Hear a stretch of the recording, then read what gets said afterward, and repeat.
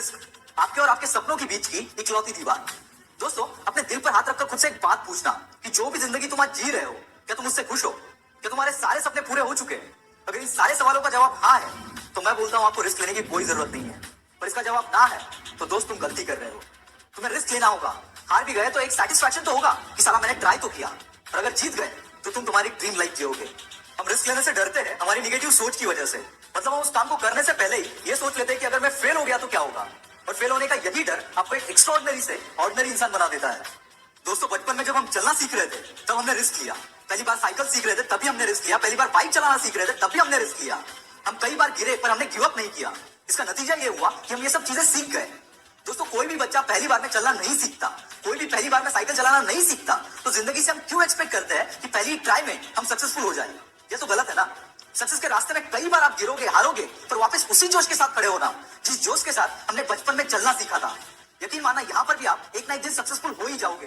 दोस्तों, हमें रिस्क लेना होगा क्योंकि यही चीज हमारे लिए रास्ता बनाएगी जिससे कि हम हमारे सपनों तक पहुंच सकते हैं। जाने अनजाने में हमने आज तक बहुत सारी चीजों में रिस्क किया है। कुछ चीजों में सक्सेस मिला तो कई बार हार का सामना भी करना पड़ा। पर दोस्तों, अगर आज आप अपने सपनों के लिए रिस्क नहीं लोगे तो जब आप 60-70 के होंगे तब पछतावा करते बैठोगे कि काश उस टाइम पर अगर मैंने थोड़ी हिम्मत करके वो रिस्क लिया होता तो शायद आज लाइफ कुछ और होती। भले आप उसमें फेल हो गए होते पर आपके अंदर वो सेटिस्फैक्शन तो रहेगा कि एटलीस्ट मैंने वो ट्राई तो किया। दोस्तों, शायद ये बातें अभी आपके लिए इतनी मायने नहीं रखेगी, पर किसी बुजुर्ग से ये बात जरूर पूछना, आपको आपका आंसर मिल जाएगा।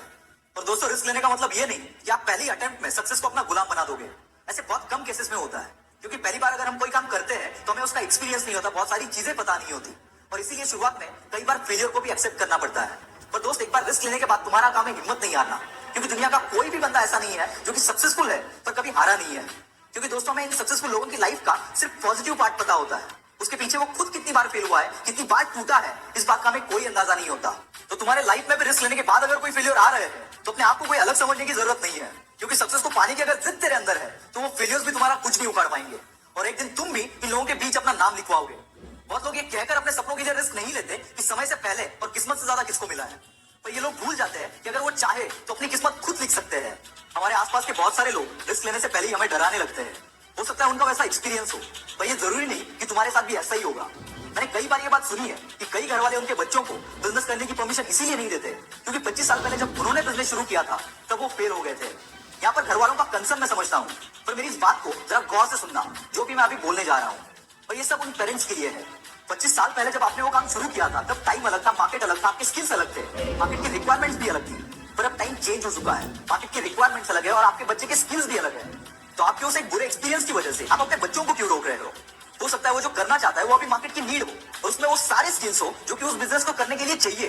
अगर इन दोनों बातों का जवाब हाँ है और फिर भी आप उसे रोक रहे हो तो आप गलती कर रहे हो, क्योंकि वो फेल होगा या सक्सेस होगा ये तो तभी पता चलेगा जब वो बंदा ट्राई करेगा। अगर फेल होने के डर से स्टीव जॉब्स, बिल गेट्स के घर वालों ने उन्हें बिजनेस करने से मना किया होता तो क्या आज एप्पल और माइक्रोसॉफ्ट जैसी बड़ी कंपनीज होती? I don't think so. क्योंकि जहां तक मेरी समझ है, मैं सोचता हूं कि बिजनेस के लिए सिर्फ नॉलेज, पैसा और स्किल्स की जरूरत नहीं होती, इसके लिए और भी एक चीज की जरूरत पड़ती है और वो है फैमिली सपोर्ट।